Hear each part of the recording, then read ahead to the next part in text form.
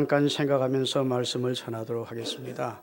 평시 같으면 이번이 예배 끝나는 시간인데 제가 할 수 있는 대로 압축해서 10분 내에 하나님의 말씀을 전하도록 그리하겠습니다.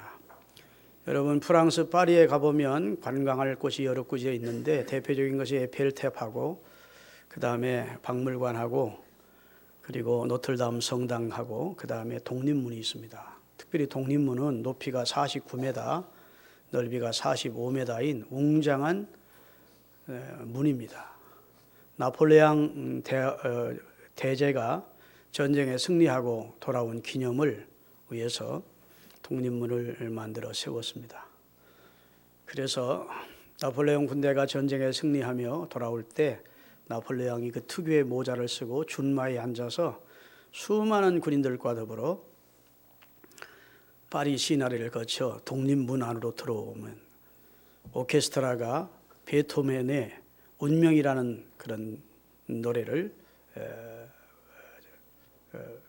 연주해 주었다고 합니다. 얼마나 위풍당당한 행진이었을지 짐작이 가지 않습니까?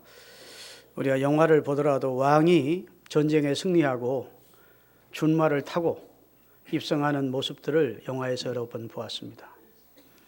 그런데 오늘 본문에 보면 한 분이 새끼 나귀를 타시고 예루살렘에 왕으로 입성하시는 장면이 나옵니다. 빵빼라가 울리는 것도 아니고 수많은 군대를 거느린 것도 아니고 높은 준마에 올라타신 것도 아니고 새끼 나귀를 타시고 그리고 예루살렘 성으로 입성을 하시는데 그분을 따르던 사람들이 호산나를 부르면서 성경에 예언되었던 다윗의 자손으로 오신 만왕의 왕 되시는 시여 우리를 구원하소서. 호산나라는 말이 우리를 구원하소서 그 말입니다. 호산나를 부르면서 승리의 상징인 종려나무 가지를 흔들면서 이분의 예루살렘 입성을 환영했다는 것입니다. 그분이 누구냐? 그 주인공이 우리 주님 예수 그리스도십니다. 자, 일반 제왕들의 승리의 입성과는 차이가 납니다. 초라하고 그리고 엉뚱하고 촌스럽고 그런 예루살렘 입성이었다고요. 군대를 동원하지도 않았고 수많은 사람들의 퍼레이드가 펼쳐지지도 않았고 그저 그분을 믿고 따르는 수많은 여러 사람들이 예수님이 왕으로 예루살렘 입성하시는 것을 믿었기 때문에 예수님의 예루살렘 입성을 축하하면서 종려가지를 흔들고 예수님의 입성을 도왔다는 내용이 오늘 본문입니다. 자, 그러면 이렇게 우스꽝스럽게 예수님이 예루살렘에 입성을 하신 겁니다. 근데 이것은 분명히 왕의 입성입니다. 할렐루야. 만왕의 왕의 입성입니다. 그분은 만왕의 왕이십니다. 자연도 복종하는 왕입니다.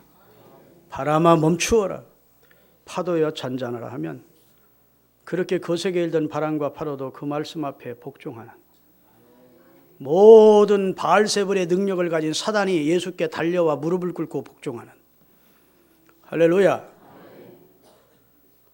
한마디 말로 모든 권능과 능력을 행하시던 하늘과 땅의 진정한 왕이 예수님입니다. 그는 보좌에 앉지는 않았습니다. 이 세상에 오셔서. 그는 많은 군대를 거느리지도 않았습니다. 그렇지만 예수님의 이 초라한 입성은 그가 하나님의 아들이신과 인류의 구원자로서 만왕의 왕의 입성임에 조금도 부족함이 없는 영광스러운 입성이었어요. 그래서 예수님의 예루살렘 입성의 의미와 그 뜻은 제왕들의 승리의 입성과는 비교가 안 될 만큼 차원이 높은 입성이 예수님의 예루살렘 입성임을 믿으시기 바랍니다. 예수님은 새끼 나귀를 타셨는데 겸손한 왕의 모본을 보이셨습니다. 따라합시다. 예수님은 겸손한 왕이시다. 왕과 겸손은 매치가 잘 안 되는 얘기입니다. 왕은 뚱뚱거리고 교만하고 우쭐하고 그래야 왕답지 왕이 겸손하다? 잘 어울리지 않는 것 같지만 예수님은 겸손한 왕이셨습니다.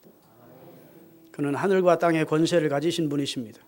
그는 왕 중의 왕이십니다. 그렇다고 해서 그의 능력을 거들먹거리고 교만하고 그런 왕이 아니세요.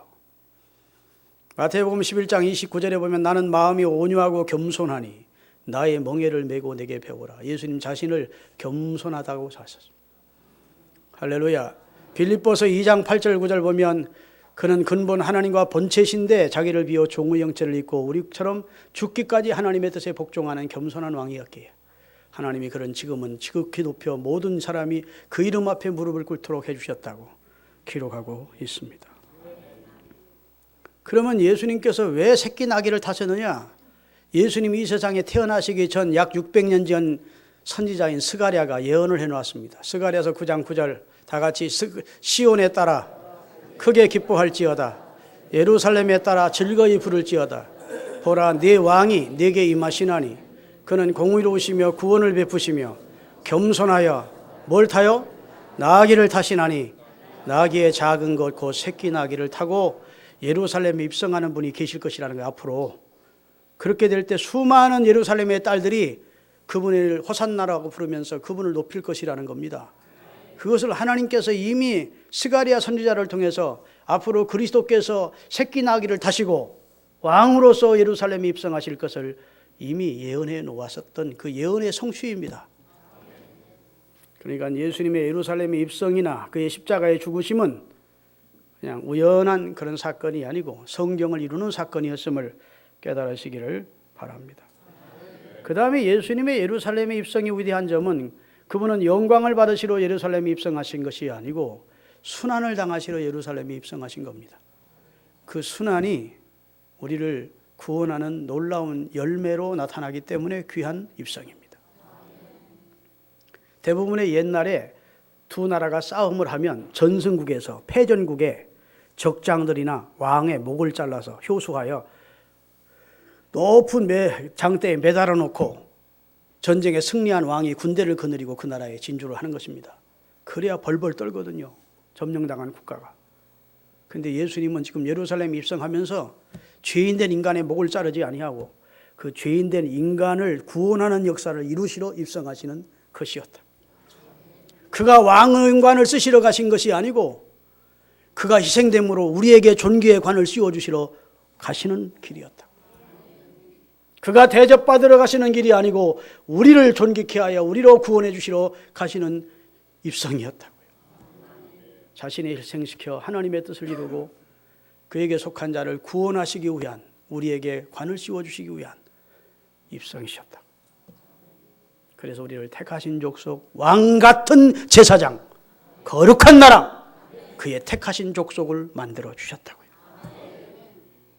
영광스럽게 뻐기면서 예수님이 입성한 것이 아니고 인류의 죄를 속량해 주어 자신의 희생의 제물로 바쳐 우리 모두를 살리려고 할렐루야 멸망한 우리를 존귀의 관을 씌우셔서 왕처럼 삼으시려고 우리를 구원하시려 입성하시게 된 줄로 믿습니다. 로마서 5장 17절을 띄우겠습니다. 다 같이 한 사람의 범죄로 말미암아 사망이 그 한 사람을 통하여 아담의 범죄로 사망이 왕노릇 했었대요. 그 다음에 더욱 은혜와 의의 선물을 넘치게 받은 자들은 한 분 예수 그리스도를 통하여 생명 안에서 우리를 왕노릇하게 하시려고. 하나님의 아들이 만왕의 왕이 자연도 복종하고 모든 사단도 와서 굴복하는 그 왕이 우리를 위해 생명을 주시러 우리에게 왕 같은 제사장 삼아 주시려고 예루살렘에 입성하셨다는 말씀입니다. 마지막으로 예수님의 예루살렘 입성은 미래적 승리의 입성입니다. 예수님이 지금 승리하신 거 아니에요. 새끼 나귀를 타시고 입성할 때에는 예수님이 결정적인 승리를 하시진 않았습니다. 물론 마귀를 쫓기도 하고 병자도 고치기도 하고 그랬지만 결정적인 승리는 십자가에서 이루십니다. 할렐루야. 그래서 십자가에서 죄와 사망 권세를 쥐고 있던 마귀를 박살내고 3일 후에 부활하심으로 완전한 승리를 이루었다. 미래적 승리를 바라보며 예루살렘에 입성하신 줄로 믿으시기를 바랍니다. 믿습니까?